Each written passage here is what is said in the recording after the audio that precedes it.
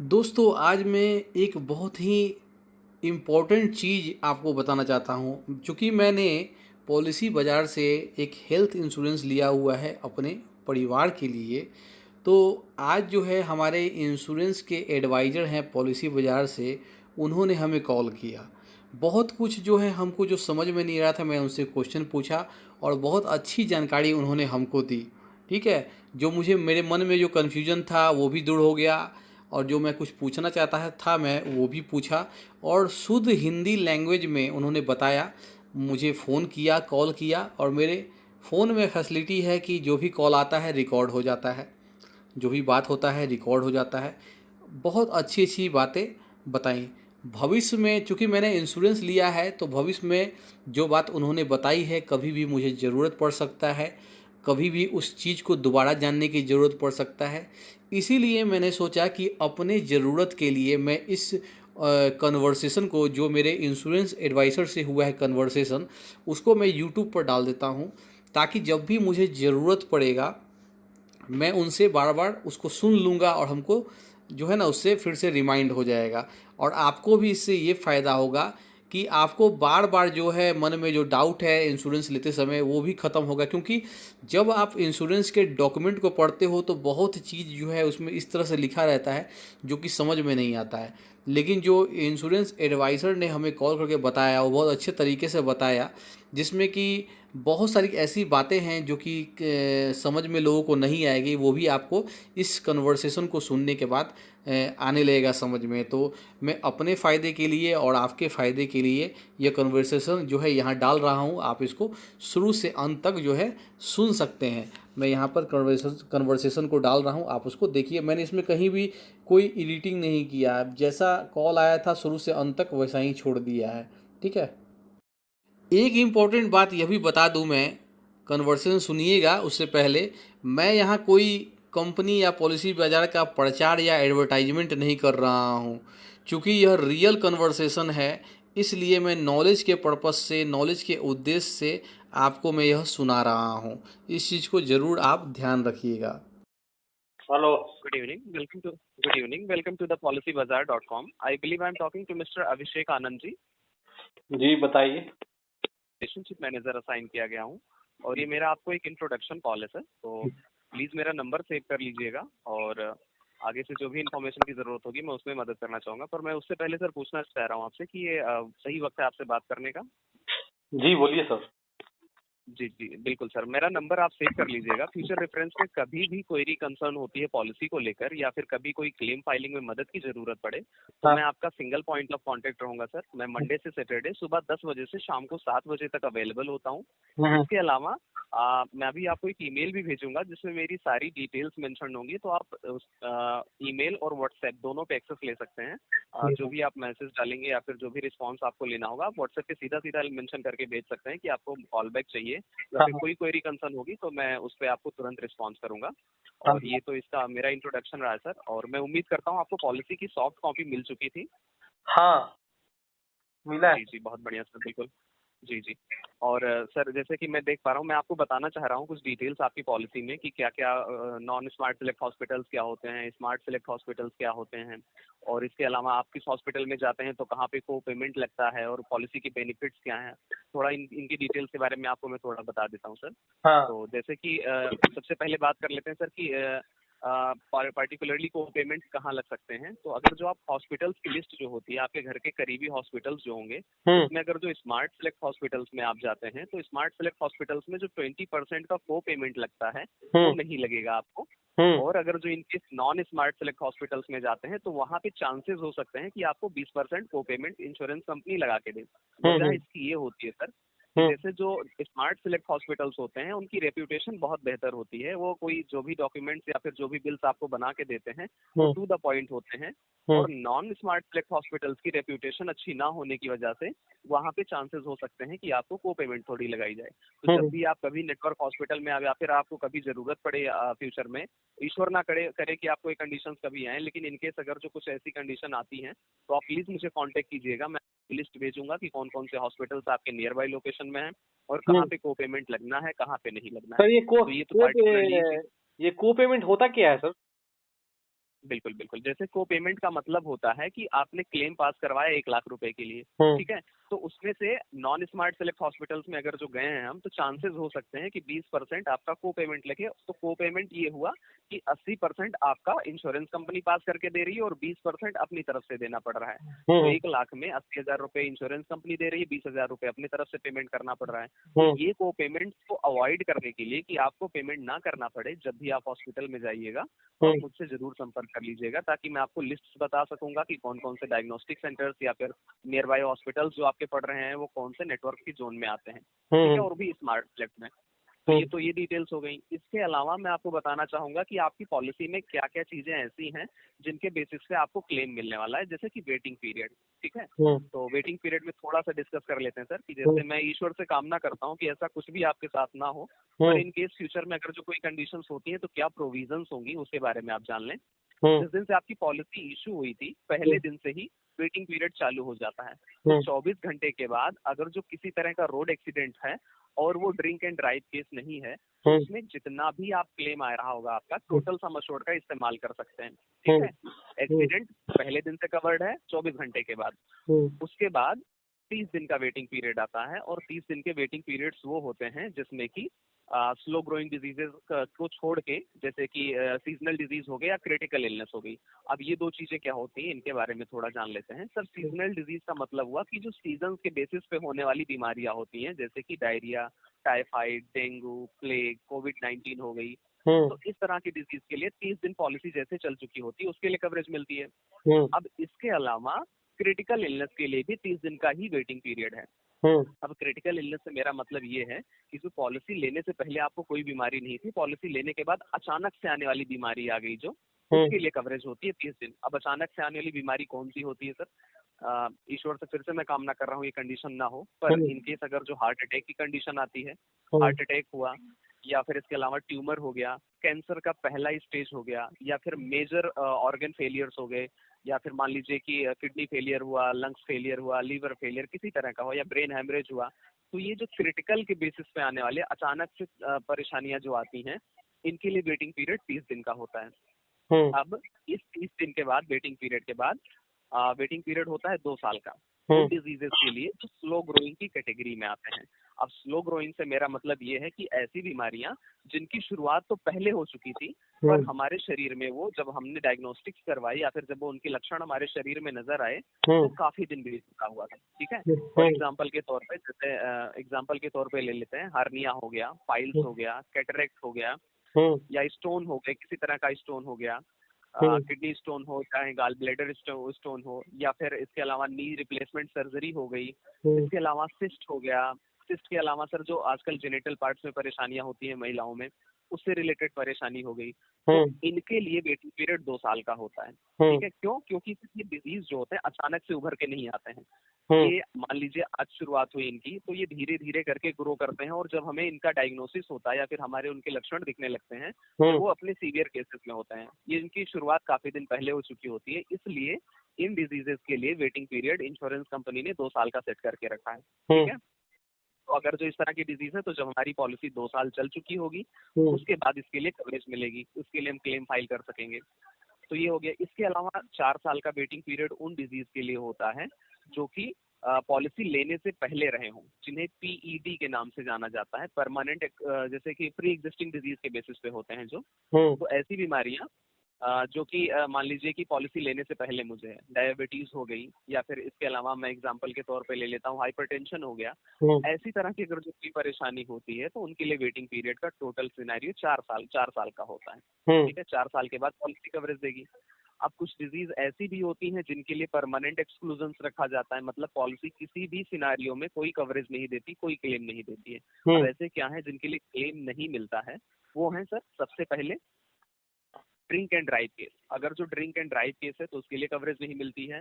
Suicidal attempts होंगे, उसके लिए भी कवरेज नहीं है। एड्स हो गया, या कैंसर का 4th स्टेज हो गया, ये इन डिजीज के लिए कवरेज नहीं है। अब इसके अलावा आती है कॉस्मेटिक सर्जरी। कॉस्मेटिक सर्जरी से मेरा मतलब है कोई भी ब्यूटिफिकेशन से रिलेटेड सर्जरी होती है, चाहे वो प्लास्टिक सर्जरी हो या नोज रिप्लेसमेंट सर्जरी हो, इसके लिए कोई भी इंश्योरेंस कंपनी कवरेज नहीं देती है, ठीक है। इसके अलावा स्किन डिजीज जैसे हो गए, या फिर मान लीजिए फुट कॉर्न होते हैं स्किन डिजीज वाले, जो इस फुट कॉर्न हो गए, फंगल हो गया, इस तरह की डिजीजेस के लिए पॉलिसी कवरेज नहीं देती है। इसके अलावा आता है सर बेरियाटिक सर्जरी आती है। बेरियाटिक सर्जरी से मेरा मतलब है कि ऐसी सर्जरी जब हमारे शरीर में फैट ज्यादा हो जाती है तो हम शरीर को स्लिम करवाने के लिए ऑपरेशन सर्जरीज करवा के शरीर से फैट निकलवाते हैं और शरीर को फिट करवाते हैं, जैसे मुकेश भाई अंबानी के बेटे ने करवाया। इस तरह की सर्जरी को बेरियाटिक सर्जरी कहा जाता है, और बेरियाटिक सर्जरी पॉलिसी में कवरेज नहीं देती है। क्यों नहीं देती है सर? इसकी भी वजह है कि जैसे जरूरी नहीं है कि आप सिर्फ ऑपरेशन करवा के करें, आप हेल्दी एक्सरसाइजेस करके अपने शरीर को बेहतर बना के किसी तरह की फैसिलिटीज, अगर जो मान लीजिए आप बेहतर फैसिलिटीज अवेल कर रहे हैं अपने शरीर को बेहतर बनाने में, ज्यादा से ज्यादा एक्सरसाइज कर रहे हैं, 10,000 स्टेप्स पर डे चलते हैं, तो आपको पॉलिसी भी इसमें बेनिफिट्स देगी। ठीक है, जो पॉलिसी के बेनिफिट्स होते हैं वो भी एक्स्ट्रा मिलेंगे कि आप शरीर का इतना ध्यान रख रहे हैं अपने शरीर का, तो क्लेम में आपको कोई आगे समस्या होने वाली नहीं है, आपको ये एक्स्ट्रा फैसिलिटीज दी जा रही है। तो ये भी फैसिलिटीज हॉस्पिटल्स के जरिए या फिर क्या कहते हैं इंश्योरेंस कंपनी के जरिए आपको दी जाती हैं। ठीक है, तो अब ये देखिए हमने बेरियाटिक सर्जरी कवर कर लिया। इसके अलावा पार्टिकुलरली क्या कवरेज और नहीं है, वो है वॉर। अगर जो वॉर हमारा देश किसी दूसरे देश के साथ किसी तरह के वॉर में इंडल्ज हो जाता है, उस वक्त हमें किसी तरह का कोई कवरेज नहीं मिलेगा। अगर जो वो चाहे मिसाइल अटैक से होने वाले कैजुअलिटीज हो, या फिर कोई केमिकल अटैक से होने वाले कैजुअलिटीज हो, कोई तरह का अगर जो मान लीजिए वायरस अटैक हुआ जो वॉर के टाइम में हो रहा है, तो उस टाइम पे कोई भी इंश्योरेंस कंपनी लायबल नहीं होती है क्लेम पास करने के लिए। तो ये परमानेंट एक्सक्लूजन में आते हैं, और ये पॉलिसी की आपकी डिटेल के बेसिस पे था। ठीक है, तो ये तो डिटेल हो गई। ठीक है, अब ये मैंने जो बातें बताई मैं एक बार फिर से आपको रिआइटरेट कर देता हूँ कि वेटिंग पीरियड क्या था। सबसे पहले था 24 घंटे का हॉस्पिटलाइजेशन, जिसे हमने कहा कि एक्सीडेंट। दूसरा जो था 30 दिन का वेटिंग पीरियड, जो कि सीजनल डिजीज और क्रिटिकल इलनेस थे। तीसरा वेटिंग पीरियड था 2 साल का, जो स्लो ग्रोइंग की कैटेगरी में आ रही थी बीमारियां।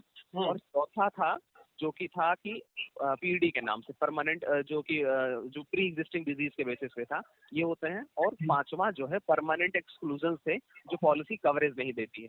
तो ये तो हमने डिजीज के बारे में डिस्कस कर लिया कि कौन कौन सी डिजीजेस हैं और कहाँ पे इनकी क्या फैसिलिटीज आ रही हैं। ठीक है, जी तो ये तो पार्टिकुलरली हो गई वेटिंग पीरियड। इसके अलावा सर पार्टिकुलरली पॉलिसी में आप ध्यान रखिएगा, जब भी आपको जरूरत पड़े कहीं भी क्लेम लेने से रिलेटेड या फिर कोई कंसर्न की जरूरत पड़े, तो प्लीज आप मुझे कॉल करिएगा, ताकि मैं तो सारी चीजों को टू द पॉइंट समय पे समझा सकूं कि आगे चल के को पेमेंट भी ना लगे और सही तरीके से कैसे हमें क्लेम पास करना हो। ठीक है, इसीलिए मैं आपका रिलेशनशिप मैनेजर असाइन किया गया हूँ, और ये मेरा नंबर जो रहेगा आप सेव रखिएगा सर। किसी तरह का कंसर्न हो तो बिल्कुल बताइएगा। परिवार में किसी को नई पॉलिसी लेने की जरूरत पड़े तो उसके बारे में भी मुझे बता सकते हैं, मैं यहाँ से आपके लिए कॉल बैक अरेंज करा दूंगा। हालांकि आपका रिन्यूअल डेट करीब आ रहा है, 16 जनवरी को करीब आ रहा है, तो जब आप बताएंगे तो मैं आपके लिए उसके रिगार्डिंग भी कॉल बैक अरेंज करवा दूंगा, आपके रिन्यूअल में भी मदद करवा दूंगा। ठीक है, बीइंग अ रिलेशनशिप मैनेजर मेरा काम ये होगा कि आपके लिए मैं एक तरह से मैं जो भी इन्फॉर्मेशन आप चाहें मैं इंश्योरेंस कंपनी से आपको प्रोवाइड करूं, या आप चाहें जो इन्फॉर्मेशन वो इंश्योरेंस कंपनी को दे के आऊं। तो मेरा काम मेन मोटिव यही होगा रिलेशनशिप मैनेजर होने का, कि पॉलिसी बाजार और आपके बीच का एक जरिया रहूंगा। ठीक है, जब भी आप चाहेंगे मैं आपको कॉल करूंगा, किसी तरह की इन्फॉर्मेशन की जरूरत पड़े, पॉलिसी में कोई तरह की समस्या आए, उसमें भी मैं आपकी मदद करूंगा। और मेरी सलाह आपको ये है सर कि पॉलिसी बाजार से आप पॉलिसी बाजार का ऐप डाउनलोड कर लीजिए, और उस ऐप के जरिए आप सारी चीजों को नेविगेट कर पाएंगे, जब भी जरूरत पड़े जहां जरूरत पड़े उन सारी इन्फॉर्मेशन को आप ले पाएंगे। ठीक है, और इसके अलावा सर जैसे मान लीजिए पॉलिसी में कोई भी ऐसी चीज आ रही है कि जैसे कि अभी ऐप होते हैं पॉलिसी से रिलेटेड कि आपका क्या क्या डिटेल्स हैं, इनको कैसे बेटर फैसिलिटीज लेनी है, तो जो पॉलिसी बाजार का ऐप डाउनलोड करेंगे उसमें सारी चीजें मिलेंगी। रूम रेंट की आप मैपिंग दी जाएगी, जैसे मान लीजिए रूम रेंट की बात की जा रही है, पार्टिकुलरली आपकी पॉलिसी में जो रूम प्रोवाइडेड होगा उसी रूम की फैसिलिटी लीजिएगा, उससे लोअर ले लीजिएगा चलेगा, लेकिन उस रूम की फैसिलिटी से अगर जो ऊपर हम लेंगे तो वहाँ पे को पेमेंट लगने के चांसेस होंगे, इस बात का ध्यान रखना होगा। तो इन्हीं सब चीजों के लिए मैं आपका रिलेशनशिप मैनेजर रहूंगा। और जैसे कि मान लीजिए आप स्मार्ट सेलेक्ट हॉस्पिटल में जा रहे हैं, तो जो एक्स्ट्रा जो चार्जेस पड़ रहे थे 20% के डिस्काउंट, वो 20% के चार्जेस नहीं पड़ेंगे। ठीक है, फाइनली आप टैक्स जैसे मान लीजिए साल में जब आपकी पॉलिसी रिन्यू कर रहे हो तो जितना आपने पेमेंट किया हुआ है पॉलिसी के लिए, उसके लिए आप टैक्स के लिए भी रिबेट फाइल कर सकते हैं कि आपने जो जितना चार्जेस लिए वो टैक्स में भी आप कंसेशन ले सकते हैं, तो उसकी भी जरूरत पड़ेगी तो आप मुझे कॉल कर सकते हैं। ठीक है, और इसके अलावा सर जैसे कि मान लीजिए कि पॉलिसी में किसी तरह का डिटेल आपको चेंज करवाना हो, मान लीजिए एड्रेस चेंज करवाना हो, या फिर हम्म, मोबाइल नंबर चेंज करवाना हो, तो आप मेरे जरिए वो चीज़ों बताइएगा। मैं अपनी तरफ से तरीका बताऊंगा किस तरह से कहाँ मेल भेजना होता है और किस तरह से चेंजेस की जरूरत पड़ती है। हम्म, अगर जो मेरे एंड की कोई चीज़ होगी तो मैं आपको तुरंत वो बताऊंगा कि कैसे चेंज करने हैं। मैं उन सारी चीज़ों को टू द पॉइंट बताऊंगा। ठीक है। अब रही बात सर, जैसे वेलनेस प्रोग्राम की बात मैं बताता हूँ। वेलनेस प्रोग्राम क्या होता है कि जैसे एक, अगर जो डेली आप 10,000 स्टेप्स चलते हैं, हम्म, ठीक है, आप हेल्थ का ज़्यादा ध्यान देते हैं, दौड़ते हैं, 10 किलोमीटर दौड़ रहे हैं या फिर जितना भी ज़्यादा एक्स्ट्रा चल रहे हैं, काम कर रहे हैं, तो हम्म, आपको एक स्मार्ट वॉच लेनी होती है, उसमें उसका ऐप इंस्टॉल हो जाएगा। हम्म, आप जब भी चाहेंगे अपने हेल्थ का जितना ख्याल रखेंगे, जितना आप अपने हेल्थ का ध्यान देंगे, उतना ही आपको यहाँ से फैसिलिटीज़ के बारे में पता चलेगा इंश्योरेंस कंपनी को कि आपने आज इतना मेहनत किया शरीर को लेकर, आपके शरीर ज़्यादा फिट है, तो आपको इससे रिलेटेड सारी सर्विसेज दी जाएंगी। ठीक है, जो भी आगे फैसिलिटीज़ प्रोवाइडेड होंगी। हम्म, इसके अलावा को पेमेंट के साथ साथ मान लीजिए आपका जो पार्टिकुलरली बढ़ता रहता है कि नो क्लेम बोनस जो होता है, हम्म, कि पूरे साल आपने कोई क्लेम नहीं लिया तो नेक्स्ट ईयर जब आप पॉलिसी रिन्यू कर रहे होते हैं तो आपकी पॉलिसी में वो एक्स्ट्रा कुछ परसेंटेज बढ़ के आपका सम अश्योर्ड टोटल बढ़ा दिया जाता है। इसे नो क्लेम बोनस के नाम से जाना जाता है, हम्म, कि पार्टिकुलरली चीज़ें दी जाती हैं। तो मैं एक बार टाइम दीजिए, वक्त दीजिएगा, मैं एग्जैक्टली आपकी पॉलिसी में देख लेता हूँ कि कितने आपकी नो क्लेम बोनस प्रोवाइडेड है। हाँ जी, 25% का आपको नो क्लेम बोनस प्रोवाइड किया गया है। मतलब पूरे साल अगर जो कोई क्लेम नहीं लेते हैं तो 25% आपका टोटल सम अश्योर्ड बढ़ जाएगा। हम्म, और ये तब तक बढ़ता रहेगा जब तक 150% तक नहीं पहुंच पा रहा है। हम्म, ठीक है। हाँ, जैसे कि आप लगातार आप कोई क्लेम नहीं ले रहे हैं तो जो आपका टोटल सम अश्योर्ड है वो बढ़ता चला जाता है 150% तक, जब तक नहीं पहुंचता है तब तक बढ़ता रहता है। लेकिन हम्म, एग्जाम्पल के तौर पे 4 साल आपने कोई क्लेम नहीं लिया, ठीक है, 100% आपका क्लेम बढ़ गया। ठीक है, जितना नो क्लेम बोनस था वो बढ़ गया। हम्म, और 5वें साल आपने कोई क्लेम ले लिया तो जितना वो बढ़ रहा था 25%, उतना वो घटेगा भी 25%। हम्म, जैसे 5वें साल जब आपने क्लेम लिया तो जो 100% बढ़ा हुआ था हम्म, उसमें से 25% घट के 75% ही रह जाएगा। अच्छा, ठीक है, हम्म, जितना बढ़ रहा है वो घटता भी है, लेकिन आपका टोटल सम अश्योर्ड जो है 5 लाख वो हम्म, फिक्स ही रहेगा, उसमें कोई चेंजेस नहीं आएंगी। हम्म, ठीक है, तो ये आपकी डिटेल्स है सर। जब भी हम्म, जरूरत पड़े आप प्लीज मुझे बेझिझक कॉल कीजिएगा। हम्म, मैं कहीं भी रहूं, किसी भी तरह कंडीशन में रहूं, मैं आपकी टोटल मदद करने के लिए तैयार रहूंगा। मान लीजिए दूसरे कॉल पे मैं बिजी हूँ हम्म, तो उस कॉल से फ्री होने के बाद मैं आपको कॉल करूंगा। ठीक है हम्म, जी, अच्छा। मेरा नंबर सेव रखिएगा सर, जब भी जरूरत पड़े आप प्लीज मुझे कॉल कीजिएगा। सर ये कैशलेस कैशलेस क्या होता है, मतलब कि बिना पैसा दिए ही हॉस्पिटल में बिल्कुल सारा काम हो बिल्कुल जाता है? बिल्कुल बिल्कुल सर, ये मैं आपको तरीका बताता हूँ। जैसे कि आप हॉस्पिटल में गए, ठीक है, जो नेटवर्क हॉस्पिटल की लिस्ट मैंने बताई, हम्म, जब आप हॉस्पिटल में जाते हैं तो आप हॉस्पिटल को इंटीमेशन देते हैं। जिस दिन हॉस्पिटल में एडमिट होते हैं 24 घंटे के अंदर हम्म, हर हॉस्पिटल की टीपीए डेस्क पे एक रिसेप्शनिस्ट होता है, रिसेप्शन पे एक टीपीए डेस्क होती है, हम्म, थर्ड पार्टी एडमिनिस्ट्रेटिव डेस्क। हम्म, उनको अपना पॉलिसी नंबर बताना होता है और एक कोई गवर्नमेंट आईडी प्रूफ देनी होती है कि मैं ये पॉलिसी ले रखी है हमने, हम्म, और इस पॉलिसी के रिगार्डिंग हम आपके हॉस्पिटल्स में ये फैसिलिटीज लेना चाहते हैं या फिर इसके लिए ट्रीटमेंट लेना चाहते हैं। 24 घंटे के अंदर जिस दिन हॉस्पिटल में एडमिट होते हैं हम्म, इंटीमेशन देते हैं, और वो हम्म, इंटीमेशन टोटली चली जाती है इंश्योरेंस कंपनी के पास।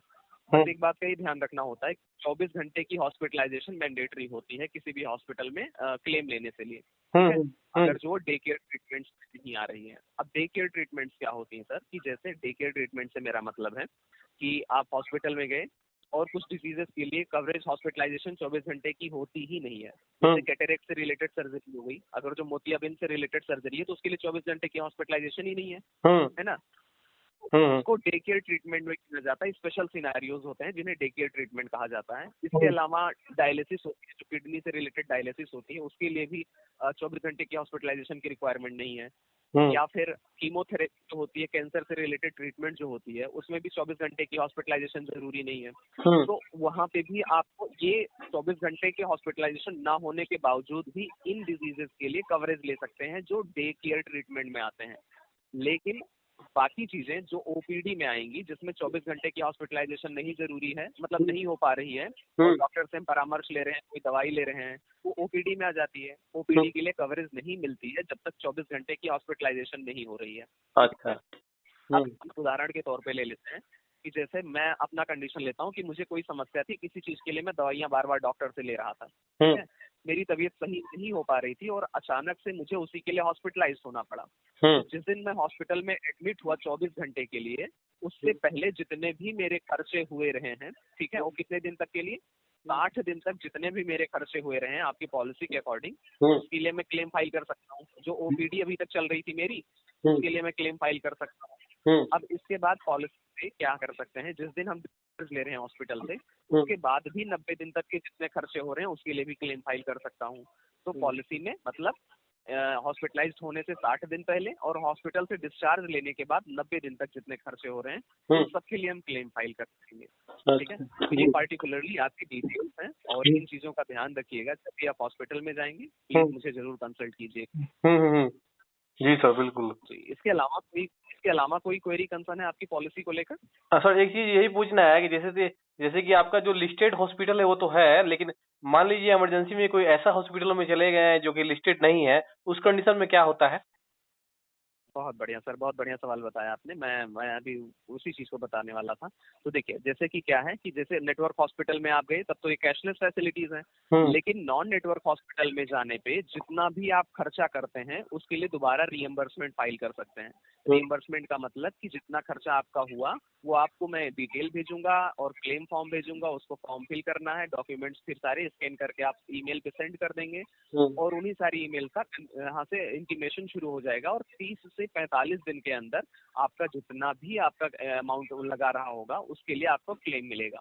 ठीक है, तो ये तो प्रोसेस होता है रिइंबर्समेंट के। लेकिन ध्यान इस बात का जरूर दीजिएगा, जब आप हॉस्पिटल में जाइएगा तो मुझे जरूर कॉल इसलिए कीजिएगा क्योंकि कुछ हॉस्पिटल्स ब्लैक लिस्टेड होते हैं। ब्लैक लिस्टेड मतलब उनकी रेप्यूटेशन इतनी बेकार होती है कि उनके क्लेम ही नहीं पास किए जाते हैं, उन्हें ब्लॉक कर रखा गया है ब्लैक लिस्टेड होने की वजह से। तो जब भी जाएंगे आप, मैं आपको लिस्ट भेज देता हूँ अभी एक ईमेल पे, और उस ईमेल के जरिए आप चेक कर पाएंगे कौन से हॉस्पिटल्स मेरे नेटवर्क में आ रहे हैं, कौन से नॉन नेटवर्क में आ रहे हैं। ठीक है, तो एक मिनट का वक्त दीजिए, मैं आपको एक ईमेल भेज रहा हूँ और जो आपकी ईमेल आईडी है VIC2 data entry @gmail.com, मैं इसी पे एक ईमेल भेज रहा हूँ, बस थोड़ा सा वक्त दीजिए मुझे।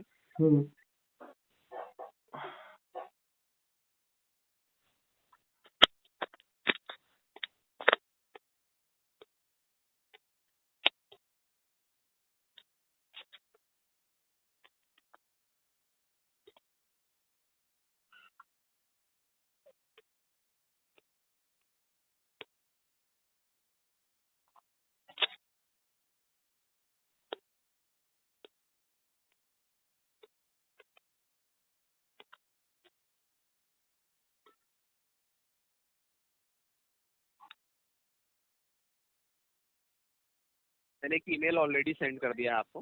उस ईमेल में सीधा सीधा मेंशन है, पहले लिंक में यह है कि आपके लिए जितने भी नेटवर्क हॉस्पिटल्स होंगे, ठीक है, दूसरी वाली लिंक में नेटवर्क हॉस्पिटल की डिटेल है और पहली वाली लिंक जो है वो आपके लिए मैंने प्रोवाइड कर रखी है सेल्फ हेल्प पोर्टल के लिए। सारी पॉलिसी की जो भी इंफॉर्मेशन आप चाहेंगे उस डिटेल से उन सर्विसेज से ले सकेंगे। सारों के लिए उसमें डिटेल्स मेंशन है कि जैसे आपको एनुअल हेल्थ चेकअप बुक करना हो या इसके अलावा कोई और एक्स्ट्रा बेनिफिट्स आप लेना चाह रहे हैं पॉलिसी में, तो सारी इन्फॉर्मेशन उसमें है। ठीक है, और एक ईमेल मैंने आपको और भेजा है मेरा रिलेशनशिप मैनेजर होने के साथ इंट्रोडक्शन। ठीक है, तो मेरा इंट्रोडक्शन सारी, मेरी मोबाइल नंबर, मेरा ईमेल और उसके साथ कांटेक्ट डिटेल सारी दी हुई है मेरे। तो आप उसमें वो भी सेव कर लीजिएगा सर, जब भी जरूरत पड़े आप प्लीज मुझे कॉल कीजिएगा। हाँ सर, ये रिन्यूअल जब हम करेंगे तो उसमें एक्स्ट्रा डिस्काउंट पाने के लिए क्या करेंगे फिर हम? सर देखिए, रिन्यूअल के टाइम पे डिस्काउंट्स में तो मैं, क्योंकि मुझे इसकी ट्रेनिंग नहीं मिली है, क्योंकि मुझे सिर्फ और सिर्फ सर्विस डिपार्टमेंट के लिए ट्रेनिंग मिली है, तो सेल्स डिपार्टमेंट से मैं कॉल बैक अरेंज करवा दूंगा। वो उनसे आप कंफर्म कर पाएंगे कि क्या मेरी पॉलिसी में क्यों बढ़ रहा है, या फिर जो बढ़ रहा है उसको कैसे कम करना है, या फिर मेरा एग्जैक्ट चल रहा है तो इस पे कैसे होना है। सारी इन्फॉर्मेशन वो आपको सेल्स एजेंट प्रोवाइड करेंगे। तो जब आप कहिएगा मैं आपके यहाँ पे एक ईमेल भेज दूंगा और सारी इन्फॉर्मेशन आप तक वहाँ पे कॉल बैक से मिलेगी। ठीक है, अच्छा, ये जो रिन्यूअल चार्जेस वगैरह है वो क्लेम के अकॉर्डिंग बढ़ता घटता रहता है क्या?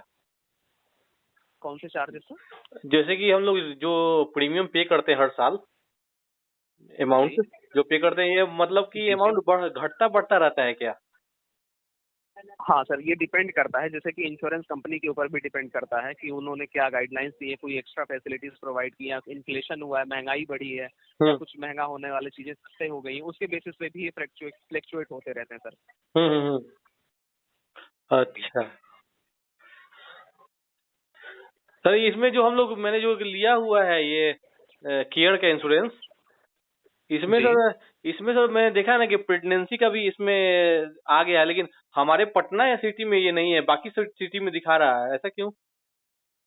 सर ऐसा इसलिए है क्योंकि जो हॉस्पिटल्स है ना, क्योंकि विजिट का टाई अप हुआ है। सबसे पहली बात तो विजिट का टाई अप हुआ है, और विजिट हेल्थ जो है वो फैसिलिटीज प्रोवाइड कर रही है। एक एक्स्ट्रा कंपनसेशन है सर, ये आपको पॉलिसी में नहीं मिल रहा है, ये आपको एक्स्ट्रा छूट मिल रही है कि अगर जो आप वहाँ पे रह रहे हैं तो आपको एक्स्ट्रा फैसिलिटीज मिल सकती हैं। इन केस आपकी पॉलिसी में जितनी प्रोविजंस आपने जिसके लिए पेमेंट किया है वो तो आपको ऑलरेडी मिल ही रहा है, ठीक है। तो वो एक्स्ट्रा सर्विसेज मिल रहे हैं कि अगर जो आप कहीं मेट्रोपॉलिटन सिटीज में रह रहे हैं तो आप उन मैटरनिटी कवरेज का भी फैसिलिटी ले सकें। हालांकि ये धीरे धीरे इनकी नेटवर्क हॉस्पिटल की लिस्ट बढ़ रही है, और मैंने इसके हम सब ने मिलके बल्कि इनके बाकायदा डाल रखे हैं इसके लिए डिटेल। जैसे ही आपके पार्टिकुलर डिटेल में या फिर पटना में जो आपने बताया वहाँ पे अगर जो मिल पाए नेटवर्क हॉस्पिटल तो उनकी फैसिलिटीज भी दी जाएं ताकि आप लोग अवेल कर सकें। अभी नहीं अवेलेबल है सर, पर आने वाले दिनों में जरूर ये जाहिर सी बात है अवेलेबल हो जाएगी। अच्छा अच्छा, जी सर जी। और इसके अलावा मैं आपकी और कोई मदद कर सकता हूँ सर? नहीं, व्हाट्सएप पर आपका नंबर सेव कर लिए हैं, कोई क्वेश्चन होगा तो व्हाट्सएप पर मैसेज कर देंगे, है ना? बिल्कुल बिल्कुल बिल्कुल बिल्कुल, आप व्हाट्सएप पे मैसेज कर देंगे, मैं व्हाट्सएप पे रिप्लाई दूंगा। आप चाहेंगे मैं बात करने के लिए तो मैं कॉल कर लूंगा, जैसा चाहेंगे आप। हाँ, वैसा कुछ कंडीशन आएगा कि कभी कुछ जरूरत पड़े हॉस्पिटल वगैरह का, ऐसा कुछ तो आपको कॉल कर लेंगे पहले। जी जी, बिल्कुल बिल्कुल। और सर मैं ईश्वर से कामना कर रहा हूँ कि आपको जरूरत ही ना पड़े क्लेम लेने की, आप परिवार समेत सब लोग स्वस्थ रहें, किसी तरह की समस्या ना आए। जी सर, बिल्कुल। ये तो आपने मेंटली सेटिस्फेक्शन के लिए आदमी इंश्योरेंस लेता है, हॉस्पिटल जाना कौन जाहिर सी चाहता है? बात है, बिल्कुल सर, बिल्कुल बिल्कुल, कोई नहीं जाना चाहता सर। हॉस्पिटल होता ही नहीं, अच्छी चीज होती ही नहीं है, कभी भी हॉस्पिटल में हाँ सुकून नहीं मिलता है। जी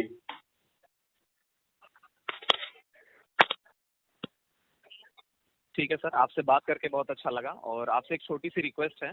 जी सर। कॉल के बाद आपके व्हाट्सएप पे एक सर्वे मैसेज आएगा कि आपको मुझसे बात करके कैसा लगा। 2 ऑप्शंस होंगे, गुड और बैड, तो जो आपको अच्छा लगेगा सर प्लीज वो जरूर दीजिएगा, मेरे करियर में बहुत मदद करता है वो। ठीक है सर, बिल्कुल भेज दीजिए। ठीक है सर, ठीक ठीक। Thank you sir, thank you for choosing policybazaar.com। Have a nice day.